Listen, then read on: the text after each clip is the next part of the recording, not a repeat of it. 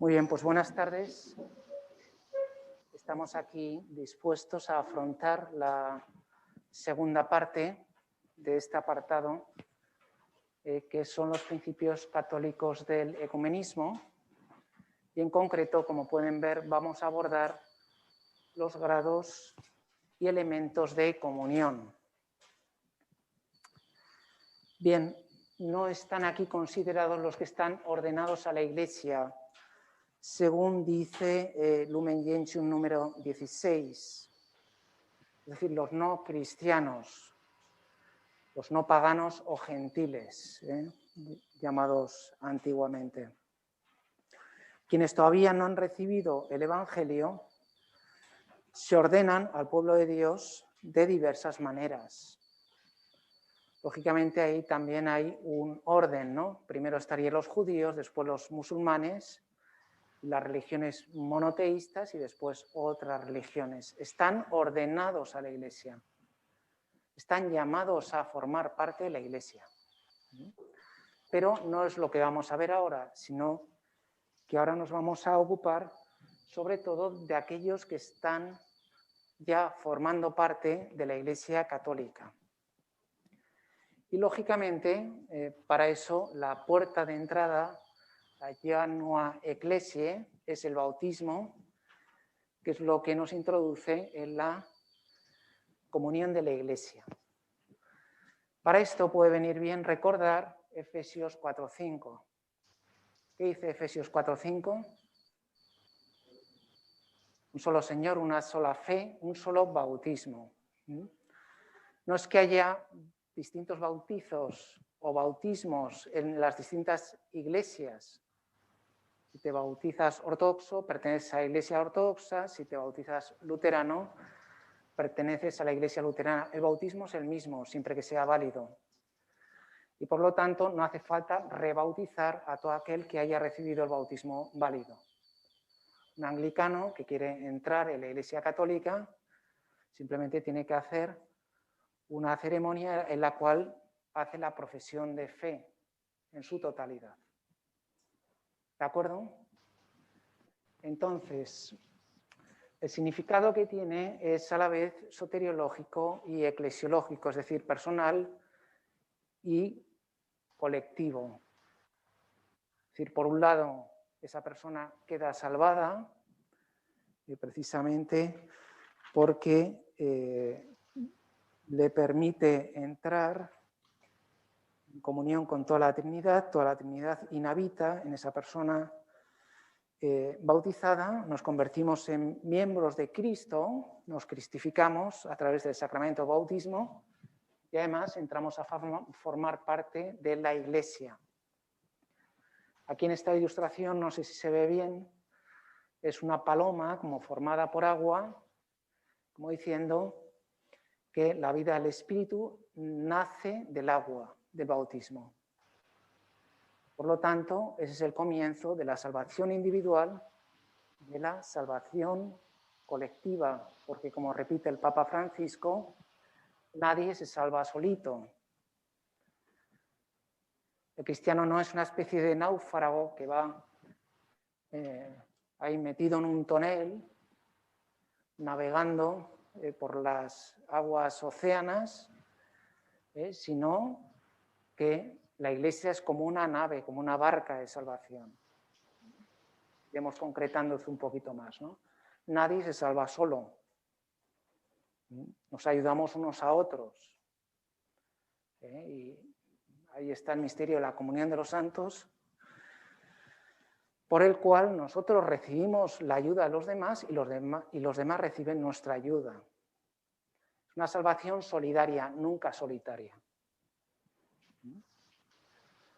Bien, entonces decíamos que la eclesiología que propone la Iglesia Católica, sobre todo en el Concilio Vaticano II, es una eclesiología bautismal. Empieza en el bautismo, que tiene a su vez una dimensión cristológica y neumatológica. Cristológica, ¿qué quiere decir? Pues por el principio de la encarnación quiere decir que la Iglesia tiene también una dimensión material, institucional, jurídica. Y neumatológica quiere decir que tiene una dimensión espiritual, carismática. Las dos dimensiones son necesarias, como es inseparable Cristo de su espíritu. Lo digo porque hay como dos eclesiologías supuestamente opuestas. La neumatológica sería decir, bueno, lo importante es que el Espíritu Santo nos aúne a todos, que estrechemos nuestras manos y cantemos y bailemos juntos. Ya la doctrina, los aspectos institucionales y todo esto no tiene la más mínima importancia. Eso sería una visión un poco caricaturizada, una versión espiritualista de la Iglesia. Y por otro lado, habría una versión, digamos, jerarcológica, puramente institucional. La Iglesia es tan visible como la República de Venecia, decía Pelarmino.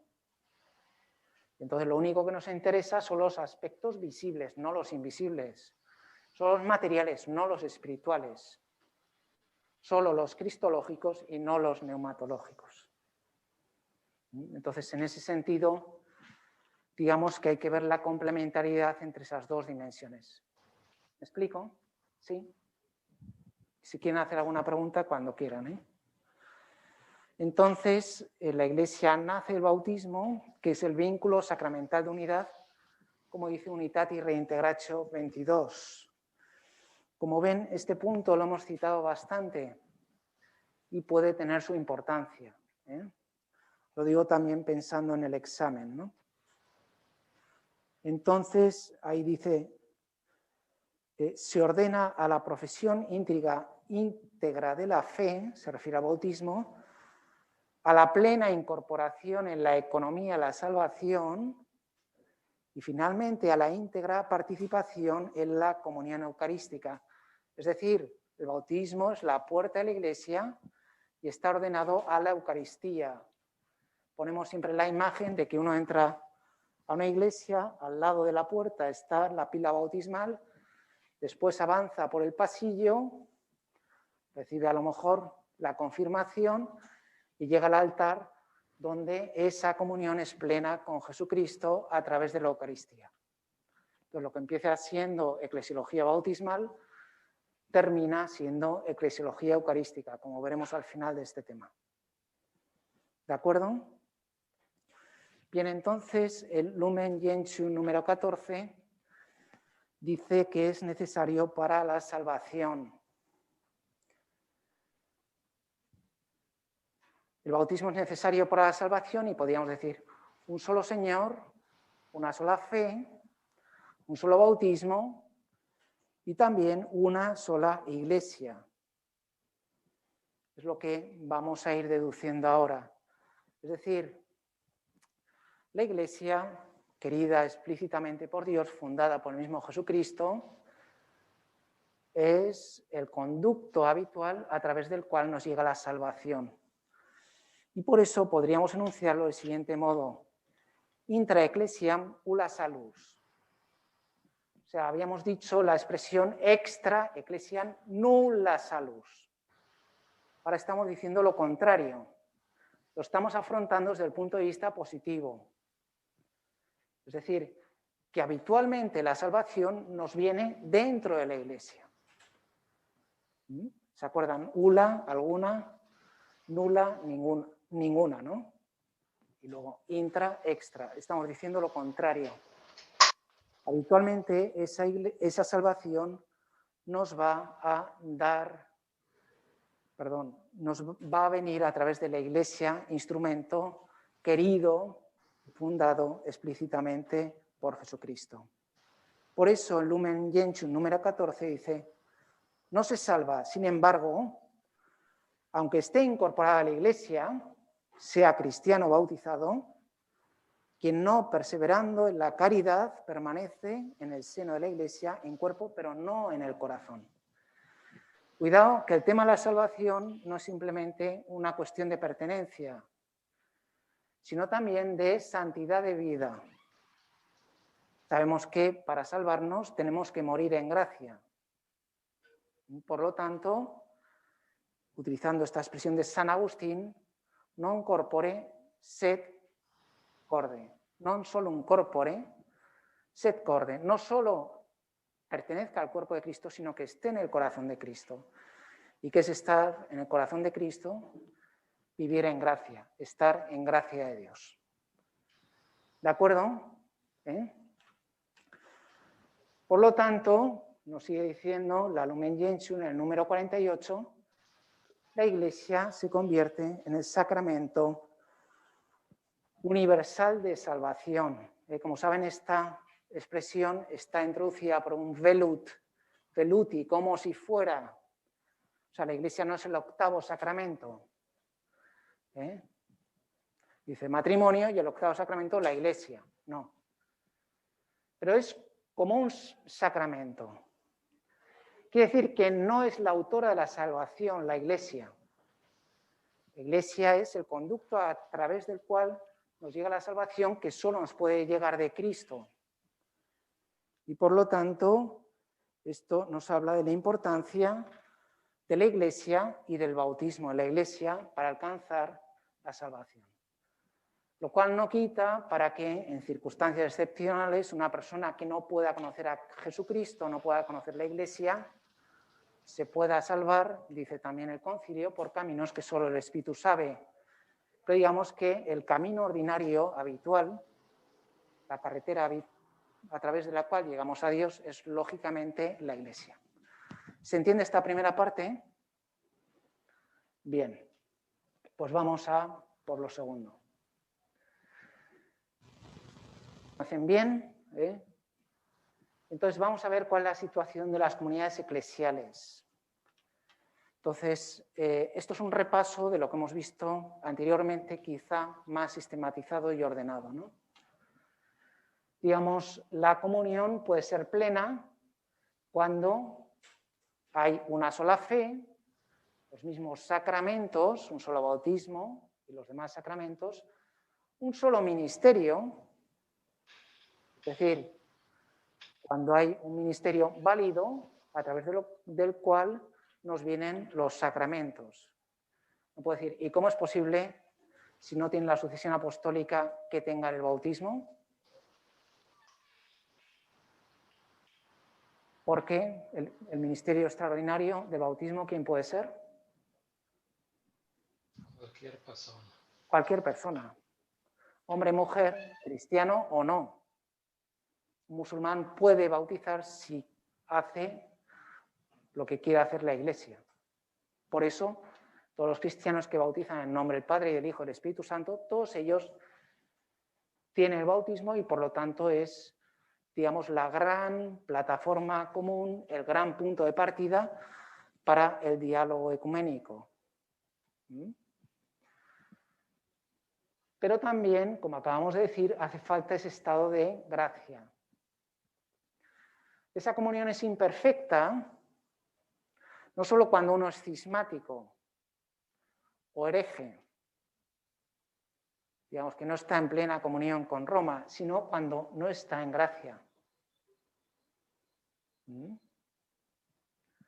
Y además, cuando faltan esos elementos del primado o bien del episcopado, esa comunión es imperfecta. O sea, un católico que no vive en gracia no tiene una comunión plena en la Iglesia, no está en el corazón de Cristo, está tan solo formando parte del cuerpo de Cristo. ¿De acuerdo? Por eso la importancia de la comunión de los santos, de estar íntimamente unida a Cristo a través de la gracia, porque si no, uno no aporta comunión, no aporta unidad. ¿De acuerdo? Esto es como una transfusión de sangre. Uno puede bombear sangre venosa contaminada con virus o coronavirus, o uno puede bombear sangre arterial, ¿no? Oxigenada, limpia. ¿De acuerdo? Dependiendo de estar en plena comunión con todos los obispos del mundo y con el obispo de Roma y después del estado de gracia. ¿De acuerdo? ¿Lo entendemos ahora sí un poquito más ordenado? Bien, en cualquier caso, es evidente que una persona que haya nacido en una iglesia protestante no es culpable de esa situación y, por supuesto, la misericordia de Dios puede dispensar la salvación según ella misma considere oportuno. Simplemente aquellos que culpablemente, sabiendo que la verdadera iglesia fundada por Jesucristo subsiste la Iglesia Católica y rechacen a eso, pues entonces no están en igualdad de condiciones que otra persona que inculpablemente no conoce que su iglesia sea la verdadera iglesia de Cristo. Una persona que no conoce que la verdadera iglesia de Cristo subsiste la Iglesia Católica, mejor dicho.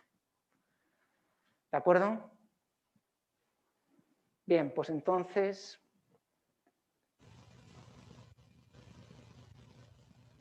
¿no?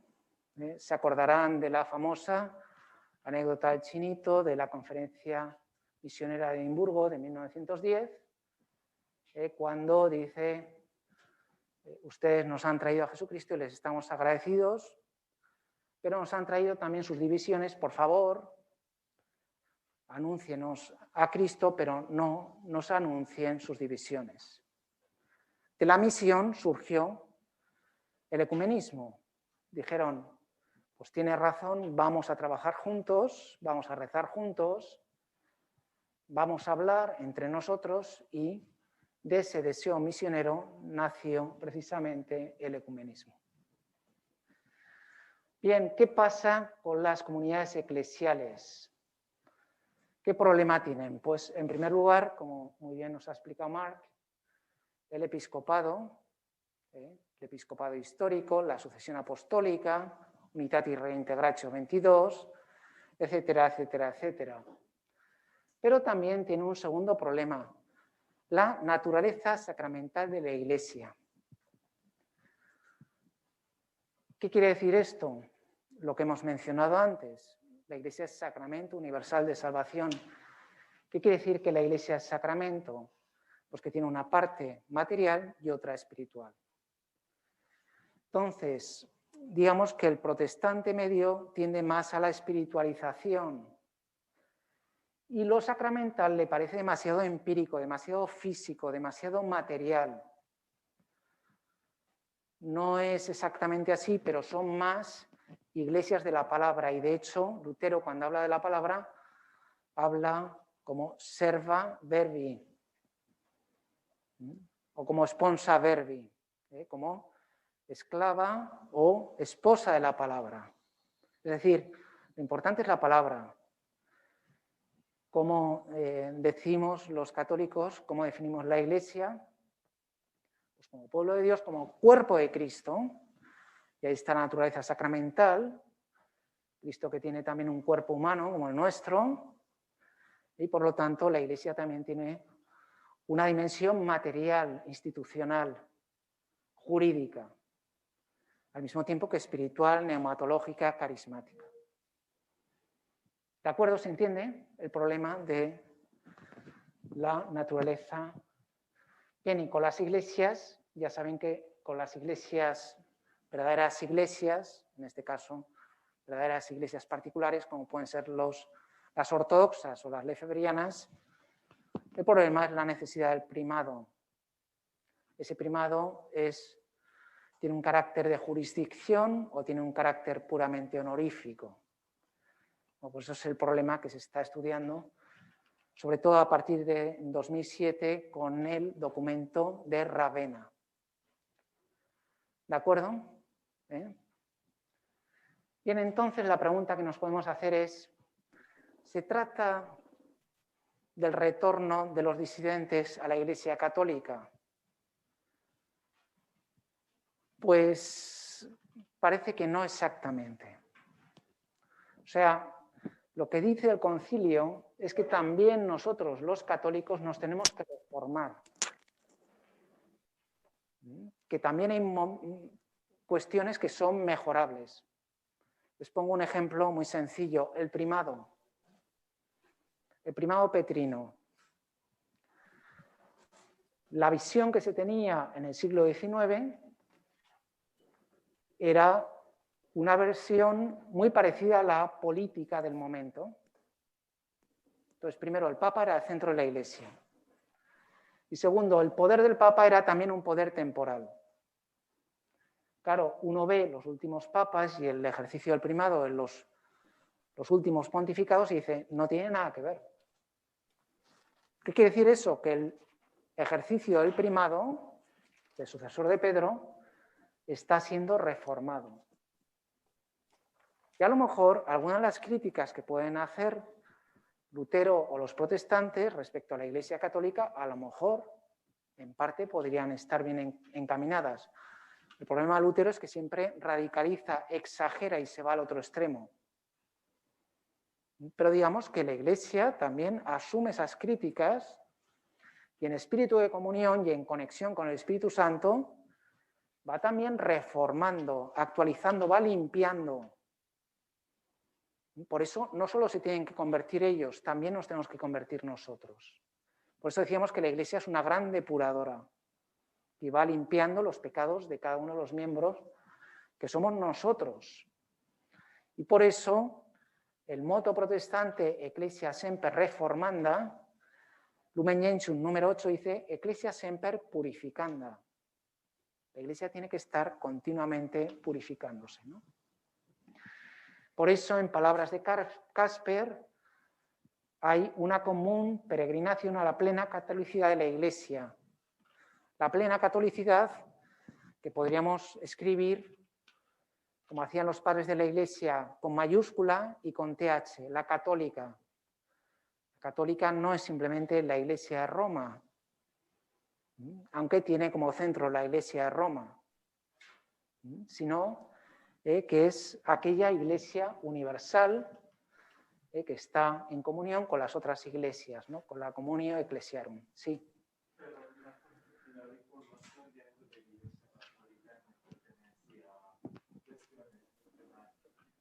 ¿Perdón?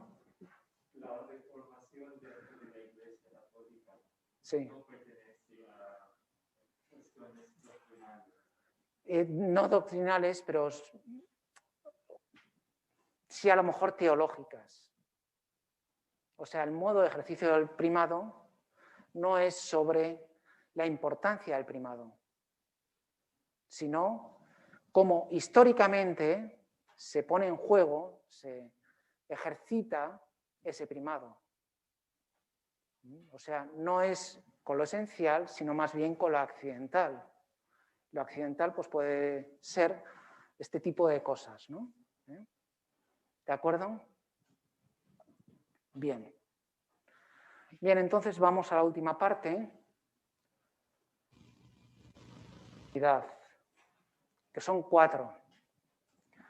Primero es la diversidad reconciliada de Oscar Cullmann, que dice, bueno, ya que somos distintos, por lo menos no vamos a pelearnos, lo cual es buena idea. Pero es distinto del ecumenismo. El ecumenismo quiere alcanzar la unidad visible. O sea que podríamos decir que es un buen método, una buena idea, una buena actitud, pero no va a alcanzar la unidad plena. La segunda sería una unidad orgánica. Es decir, vamos a dejar aparte las diferencias doctrinales y nos vamos a agrupar. Y así, por ejemplo, tengo aquí, tal como recoge el libro, la Iglesia South Indian Church, que a principios del siglo pasado unió a congregacionalistas, presbiterianos, metodistas y anglicanos. Los puso todos juntos y dijo, bueno, bajo la estructura de que haya un presunto episcopado histórico, aquí somos los mismos todos. Bien, como pueden imaginar, esa unión duró muy poco. Pero sería una unidad metiendo en el mismo saco elementos muy diversos, muy heterogéneos.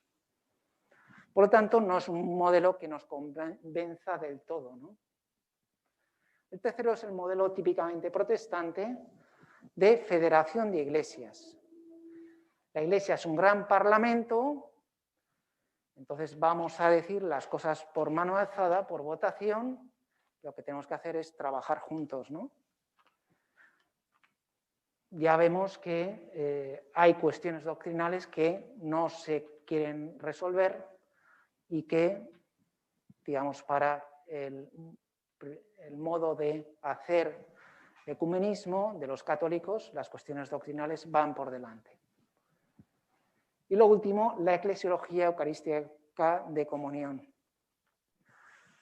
Habíamos empezado por la eclesiología bautismal y acabamos con la eclesiología eucarística.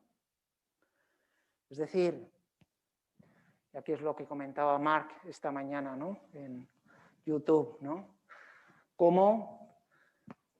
¿Cuál es el centro de la Iglesia? Cristo. ¿Y dónde está Cristo máximamente presente? La Eucaristía. Luego, el centro de la Iglesia es la Eucaristía. Es el fundamento. Ese fundamento no es paralelo a esa institución del Señor de los apóstoles. Si ponemos la imagen de un edificio, Jesucristo sería la base. Después estarían las columnas de los apóstoles. Y dentro de esas columnas de los apóstoles habría una columna central, que es la de Pedro, que preside todo el colegio apostólico. Por lo tanto, ¿qué es la Iglesia? Una comunión de comunidades eucarísticas cuyo centro es Roma, es decir, una red de comunidades eucarísticas que confluyen en Roma. Y por lo tanto, lo que tenemos que hacer es, centrados en la Eucaristía, y si no tienen la Eucaristía plenamente, habrá que recuperarla y ver el modo, ir creciendo en esa comunión, sabiendo que hay una primacía del obispo de Pedro, del obispo de Roma, del sucesor de Pedro, que dirige y hace cabeza en todas esas iglesias particulares. ¿Sí? El fin del ecumenismo es como, me parece, es como Unión Europea,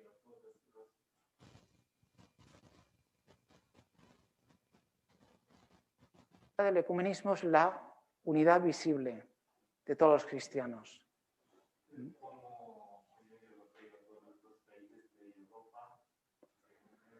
Bueno, el modelo de la Unión Europea, que además no está muy unida, o de los Estados Unidos de América, o cualquier otra unidad, la OEA o lo que quieran, no nos sirve tanto, no es federalismo. Es crecer en comunión desde dentro, desde la Eucaristía. Entonces, digamos que el modelo que propone la Iglesia Católica es precisamente el de la eclesiología eucarística. ¿De acuerdo? Entonces ahora les voy a pedir que dejen los apuntes, el ordenador, todo, porque vamos a ver un vídeo. Entonces no tienen que tomar notas, entre otras cosas porque este tema, la práctica del ecumenismo, no va a entrar en el examen. ¿Les parece bien? ¿Están de acuerdo? ¿Hay alguien que no esté de acuerdo? Bien. Entonces les voy a pedir que se pongan cómodos, no demasiado cómodos, y vamos a ver este pequeño vídeo. Bien. Hola, ¿qué tal? ¿Cómo están? Soy yo. Espero que estén bien. La Yo pesadilla favorita. Vamos a sintonizar, ¿no? Pero me interesa también una visión crítica, ¿no? también me encuentro muy bien, incluso con ilusión y con ganas de explicarles lo que se refiere a las dimensiones del ecumenismo. Lo vamos a ver según el manual Llamados a la Unidad, Teología Ecuménica, de Goiret Blanco, publicado por Palabra, en las páginas 191 a 206. Bien, hemos estado viendo cómo el ecumenismo tiene varias dimensiones y lo hemos resumido así de un modo emblemático, simbólico, como el ecumenismo de las manos, es decir, la colaboración, la cooperación entre los distintos cristianos y cristianas en distintas labores para mejorar el mundo, para mejorar el medio ambiente, etc. El ecumenismo de la cabeza, es decir, del diálogo teológico, que es necesario también para tener una guía, una idea clara. Y después el ecumenismo del corazón, el ecumenismo de la oración, el ecumenismo de la conversión. Entonces vamos a ir describiendo brevemente en qué consiste estas tres dimensiones del ecumenismo. Empezaremos quizá por lo más práctico, por lo más inmediato, por el ecumenismo de las manos. Y creo que aquí hay una prioridad de primer orden, que es la defensa de la casa común, del medio ambiente, tal como ha recalcado y ha destacado el Papa Francisco en la encíclica Laudato Si. No por casualidad hemos dicho como ecumenismo, economía y ecología vienen de la misma palabra griega, que es oikos, es decir, casa. Y el cuidado de esa casa común puede ser una plataforma para el mutuo entendimiento y la colaboración entre las distintas confesiones, entre las distintas iglesias y comunidades eclesiales, y por lo tanto pueden propiciar ese sentimiento común de colaboración, de entendimiento, que es, digamos, el ethos, ¿no? el clima, el ambiente que propicia esa búsqueda de la unidad visible que es el ecumenismo, ¿no? El escuchar, dice el Papa Francisco, el grito de la tierra y de los pobres, porque están muy relacionados. Ante un desastre ecológico, los primeros que sufren son precisamente los pobres. Y al ser sensibles, al tener el oído despierto a este grito, nos puede servir para encontrar puntos en común, por ejemplo, no solo en la defensa del medio ambiente, sino también la defensa de la vida humana, en la defensa de la familia, en temas educativos. Pueden ser temas en los cuales las iglesias y comunidades convergen y por lo tanto pueden trabajar en común, pueden trabajar juntos. Para esto hace falta también un conocimiento mutuo. Tertuliano decía que se termina a odiar cuando se termina a ignorar. O dicho en positivo, podríamos decir con Leonardo da Vinci que un gran amor es hijo de un gran conocimiento. La medida en que nos conocemos mejor, vamos teniendo menos prejuicios, que es interesante. A veces son juicios previos.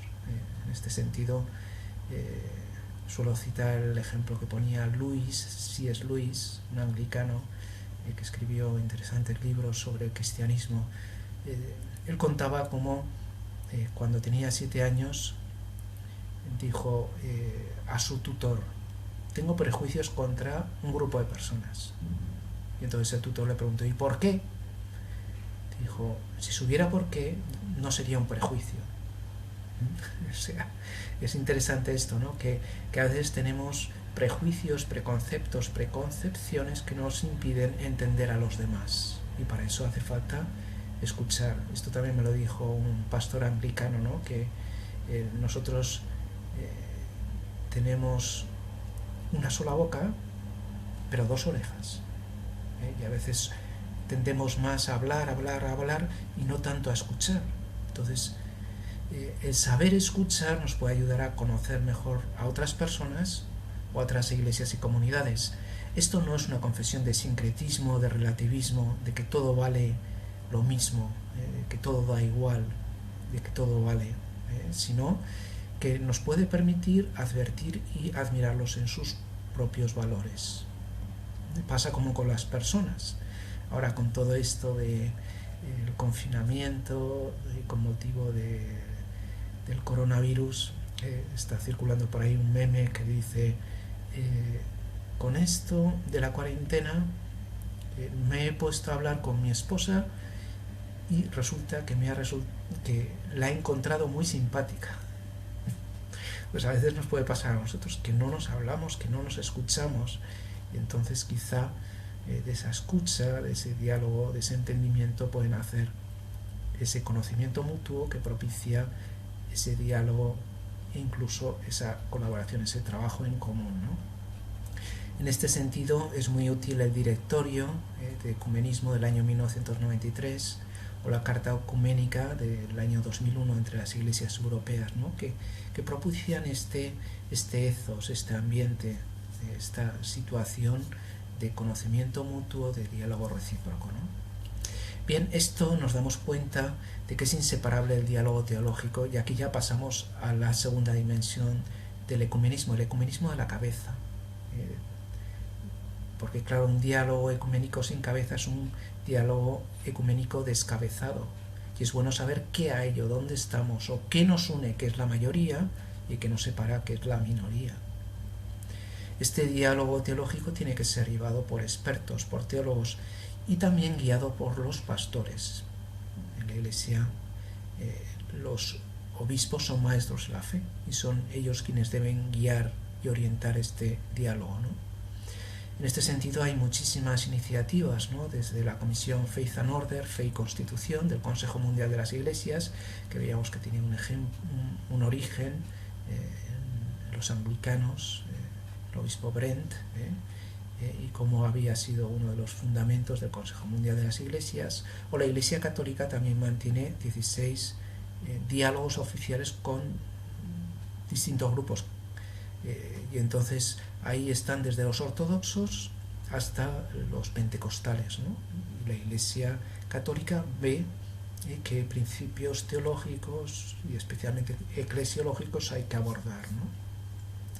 Bien, entonces tiene que ser una mutua profundización en la Escritura, en las distintas tradiciones eclesiales, pero insertándolas en la tradición, podríamos escribirla con mayúscula, en la gran tradición de la Iglesia de Cristo, ¿no? Que viene desde los apóstoles y continúa a los padres con esa fecundidad que solo el Espíritu puede propiciar, ¿no? Y entonces insisto en que estas cuestiones eclesiológicas, el profundizar en la idea sobre la propia Iglesia o comunidad que tiene cada confesión cristiana, puede ser el telón de fondo propicio para entendernos, ¿no? Para saber dónde estamos y saber desde dónde estamos hablando, ¿no? Bien, por otro lado, tenemos que recordar que todo verdadero diálogo es diálogo en torno a la verdad. Nadie posee de modo pleno la verdad. La verdad es inagotable, es un misterio, y decíamos que un misterio es algo no que no podemos conocer en absoluto, sino que algo que podemos conocer siempre más y más y más, y por lo tanto se trata de proceder a una búsqueda en común, de profundizar en el misterio, en ahondar en esa verdad. Claro, el diálogo sin verdad se convierte en palabrería, en palabras, palabras, palabras, en discusiones, en polémicas, un tanto inútiles, ¿no? En ese ecumenismo de papel que a veces se critica, ¿no? De que se emanan todo tipo de documentos que nadie lee, con declaraciones un tanto insustanciales, puesto que buscan más el consenso, el mutuo entendimiento, el buen rollito, podríamos decir, y no buscan la verdad. En el fondo, si nos damos cuenta, es decir, bueno, cada uno tiene su opinión. Aquí a lo mejor hay una actitud de decir, bueno, no me importas, porque nos estamos olvidando de lo que dice hoy precisamente el Evangelio de la Misa, ¿no? De que la verdad hace libres. Nos estamos olvidando del papel liberador de la verdad, y el profundizar en la verdad nos hace libres a cada uno de nosotros. Por lo tanto, el diálogo debe buscar esa verdad para alcanzar la verdadera libertad, la libertad de los hijos de Dios, de la cual habla San Pablo, ¿no? Bien, por otro lado, habíamos mencionado ya la fórmula del consenso diferenciado, propiciado por Oscar Cullmann, teólogo luterano, que es indudablemente un buen comienzo, un buen método para el diálogo ecuménico, pero no un fin. El fin del ecumenismo hemos dicho que es la unidad visible. Y entonces ese consenso diferenciado no se puede convertir en indiferencia. Me da igual de cómo estés o dónde estés, como hemos visto. Pero sí que puede propiciar, y esto es algo necesario, como ha destacado Kurt Koch, el actual presidente del Pontificio Consejo para la Promoción de la Unidad de los Cristianos, en una hermenéutica de la confianza. Es decir, en confiar en que el otro está obrando de buena fe, confiar en la honestidad ajena. Y en este sentido también nos puede ayudar lo que suelo llamar el ecumenismo de la lengua. Es decir, hablar siempre bien de los demás, o si no podemos hablar, por lo menos callarnos. Esto lo dice San José María en Camino, ¿no? Si no puedes hablar bien, cállate. Pues En este caso sería un ecumenismo de la no lengua, ¿no? O del silencio, pero que también tiene su valor. Bien, en definitiva, se trata de confesar juntos esa fe en la credo in unam sanctam catholicam et apostolicam ecclesiam. Es decir, no se trata de establecer consensos o decir tú tienes esta verdad, yo tengo esta otra, la ponemos juntas, hacemos un mejunje, un apaño, un refrito y no. Se trata de volver a los orígenes, a la voluntad fundacional de Cristo para su Iglesia, que fundó una sola Iglesia, la Iglesia de Cristo.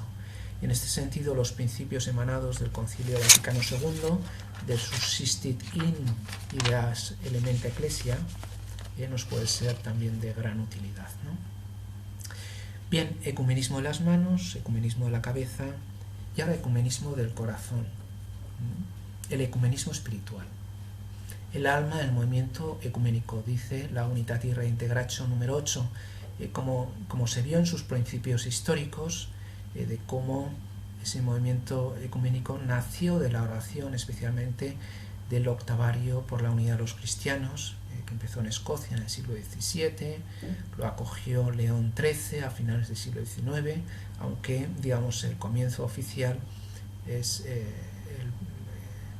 el creado por Paul Watson en 1908, con la configuración actual de 8 días antes del 25 de enero, fiesta de la conversión de San Pablo, ¿no?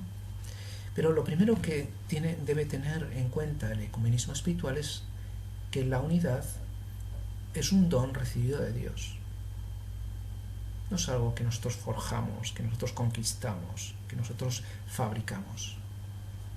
Es un don recibido de Dios a imagen de la Trinidad, que es una comunión de amor y conocimiento. Y entonces nosotros tenemos que crecer en amor y tenemos que crecer en conocimiento, primero propio y después ajeno. En la oración sacerdotal de Jesucristo, en la última cena, dice que seamos unos como tu Padre en mí y yo en ti. O sea, la unidad que se nos pide es la unidad entre el Padre y el Hijo. Y por lo tanto no es una realidad construida desde abajo a partir de alianzas, acuerdos, consensos. Y la unidad hay que pedirla, hay que rezarla. Es verdad que muchas veces pues, los encuentros ecuménicos pues, estrechamos las manos y cantamos juntos, bien, pero también hay que rezar. Dice Unitatis Reintegratio número 8, Decreto de Ecumenismo del Vaticano II. Estas oraciones en común son un medio extraordinariamente eficaz. Oración en común, rezar juntos y también rezar por separado, unos por otros, sobre todo cuando surgen esos problemas, esas dificultades, que pues a lo mejor a veces es mejor callar y rezar. También San Juan Pablo II, en la Ut Unum Sint número 26, la oración ecuménica desvela una dimensión fundamental de la fraternidad de Cristo. Y pues rezar, más que a lo mejor perorar, hablar, criticar. Cuánto habla el Papa Francisco sobre los chismes, ¿no? Y cómo atenta eso a la comunión de la Iglesia, cómo divide. Pues eso también tenemos que practicarlo no solo dentro de la Iglesia Católica, sino también en relación con otros hermanos cristianos de iglesias y comunidades, ¿no? Por eso hace falta, nos dice Unitatis Reintegratio 8, la conversión de corazón y la santidad de vida. El verdadero ecumenismo lo hacen los santos. Y a veces decimos, bueno, se ha convertido cuando a lo mejor pues, otro cristiano se ha hecho católico. Bien, pero también nosotros los católicos nos tenemos que convertir en esa conversión permanente que nos llama Marcos 1.15, ¿no? Se acerca el reino de los cielos, convertíos y creed en el Evangelio. Ha llegado el tiempo, se acerca el reino de los cielos, convertíos y creed en el Evangelio. La conversión es un paso previo al aumento de la fe, y por eso de esa conversión del corazón nacerá una mayor unidad, una mayor comunión. Y para esto también, por aquello que decíamos de los prejuicios, de los preconceptos, de los recuerdos, de los malos recuerdos, ¿no? Hace falta una purificación de la memoria por los errores cometidos por unos y por otros. Todos nos equivocamos, todos nos hemos equivocado. La unidad no es una cuestión de convergencia, sino de conversión. también pidiendo perdón. Y pidiendo perdón nos convertimos nosotros y ganamos. No hay ecumenismo sin cambio interior, no hay ecumenismo sin conversión. Y por lo tanto, concluyendo este apartado del ecumenismo espiritual, podríamos decir que se debe hacer en torno a los conceptos de amor, de verdad, de conversión y santidad, como parámetros del verdadero ecumenismo espiritual. El Papa Francisco nos pone también el ejemplo del ecumenismo de los mártires, decía San Juan Pablo II ya, y el Papa Francisco, así como más concreto, nos habla del ecumenismo de la sangre, de cómo aquellos que han muerto por la fe nos han dado un testimonio de amor a Cristo y a la verdad que nos tiene que hacer pensar a todos, ¿no? Bien, y como final, por último, quería mencionar algunos retos pendientes para el ecumenismo. Ahora que se habla tanto de los retos, ¿no?, de esto de tirarse un cubo de agua helada encima y todo esto. Bien, pues el ecumenismo también tiene sus retos pendientes, ¿no? Está el reto de la reforma institucional. Ecclesia semper reformanda, suelen repetir los protestantes, ¿no? Pero no hemos de olvidar que esa reforma institucional externa es consecuencia de la reforma interior, no al revés. Esta es anécdota de la Madre Teresa de Calcuta, que le preguntaron ¿qué hay que cambiar en la Iglesia? Entonces la Madre Teresa de Calcuta, con ese sentido común y sentido cristiano que tenía, dijo: a usted y a mí. ¿Qué hay que cambiar? A usted y a mí. Tenemos que cambiar nosotros para poder cambiar la Iglesia según la voluntad de Cristo, no según nuestro parecer, nuestra opinión, nuestros gustos. Toda renovación de la Iglesia consiste esencialmente en el aumento de la fidelidad a la propia vocación, dice Unitatis Reintegratio número 6. Eso que experimentamos nosotros, o sea, ¿en qué tengo que cambiar? Pues tengo que ser más fiel a mi propia vocación, a la voluntad de Dios, a lo que Dios me pide. Pues eso lo podemos trasplantar a nivel eclesial y decir, bueno, pues si profundizamos en cuál es la naturaleza y la misión de la Iglesia fundada por Cristo, pues veré qué tengo que quitar y qué tengo que poner, qué tengo que corregir para reflejar más fielmente el rostro de la esposa de Cristo, que es la Iglesia. Por eso el Papa Francisco insiste tanto en esa lucha contra la corrupción y entiende el Ecclesia semper reformanda, propio de los protestantes, en Ecclesia semper purificanda, tal como enuncia el decreto ecumenismo del Vaticano II, también en su número 8. La verdadera reforma es la purificación. Y en este sentido, nos puede venir bien recordar también lo que dice Congar en Verdaderas y Falsas Reformas en la Iglesia, un libro del año 50, pero que mantiene una gran vigencia y actualidad, ¿no?, de cómo toda verdadera reforma primero debe unir, debe crecer en comunión. Si una reforma divide, pues habrá que ver. También un sentido pastoral, es decir, que busque el bien de las almas, el bien de todos los cristianos. Y después dice respetar el sentido de la tradición, que no es una tradición anquilosada, monolítica, fosilizada, sino que es una tradición viva. Y aquí nos puede venir bien la idea newmaniana del desarrollo orgánico del dogma, que es un desarrollo orgánico, no inorgánico o caótico, dependiendo de mi propio gusto o parecer o de una ideología de turno, ¿no?, sino que tiene que ser un crecimiento como el de una planta, ¿no? Entonces, evidentemente, eso lleva una evolución, pero no es una evolución arbitraria, sino que sigue un plan perfectamente previsto de antemano, ¿no? Bien, para esto, para esta reforma institucional, nos viene muy bien ver qué es lo esencial y lo accesorio, distinción entre lo esencial y lo accidental. Y entonces esto, pues a lo mejor nos puede llevar a descubrir tesoros escondidos. Por ejemplo, el sacerdocio común de todos los fieles bautizados. Es un principio que enunciaban los protestantes, el papel de los laicos en la Iglesia, la santificación de la vida ordinaria también de un cristiano común. Estupendo. Pero el problema de los protestantes es que lo separaron del sacerdocio ministerial. Y la pregunta que nos podemos hacer es ¿cómo se puede santificar la vida ordinaria si no hay Eucaristía, si no hay plenitud de Eucaristía? Y precisamente santificar la vida ordinaria es llevarlo a la Eucaristía. Por lo tanto, el sacerdocio común de todos los fieles debe estar íntimamente unido, como lo dice el Lumen Gentium número 10, al sacerdocio ministerial. Hay esa mutua colaboración orgánica entre ambos, mutua cooperación entre ambos, ¿no? Otro tema del cual se puede descubrir que es un tesoro escondido es el primado romano. En este sentido nos puede venir bien recordar lo que escribió San Juan Pablo II en la Ut Unum Sint número 95, la primera encíclica dedicada exclusivamente al ecumenismo, ¿no? que dice: se deben encontrar la forma de ejercicio del primado que, sin renunciar a nada esencial a su misión, se abra a una situación nueva. Es decir, ver cuál es el modo de ejercicio del primado sin adherencias históricas que sirva más a la comunión y a la unidad entre todos los cristianos. Y ahí tenemos, por decirlo así, la pelota en el tejado, ¿no? Ahí tenemos que con la ayuda del Espíritu Santo discernir. Y eso que es piedra de fundamento de la Iglesia, el primado petrino, a veces también ha sido piedra de escándalo, y por lo tanto hay que quitarlo de esos elementos humanos, demasiado humanos, no esenciales, que no cooperan con la comunión.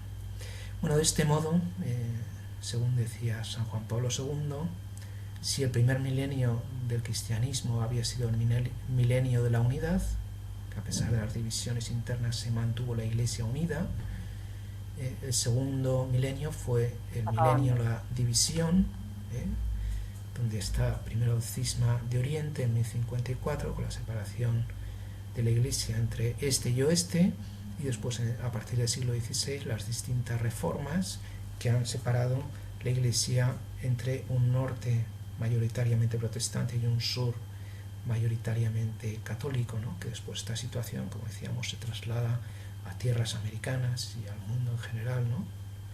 Bueno, pues si el segundo milenio fue el milenio de la división, el tercer milenio podría ser el de la nueva unidad en la única Iglesia de Cristo. Esperemos que sea así, recemos para que sea así, trabajemos para que sea así, y estudiemos también para que sea así. O sea que mucho ánimo, y si quieren alguna duda, alguna consulta, pueden dejarlo abajo en los comentarios. Muchas gracias y hasta otra. Muy bien. Perdón por el retraso, también es verdad que Hola, ¿qué tal? ¿Cómo están? Espero que se encuentren bien. Yo, gracias a Dios, también me encuentro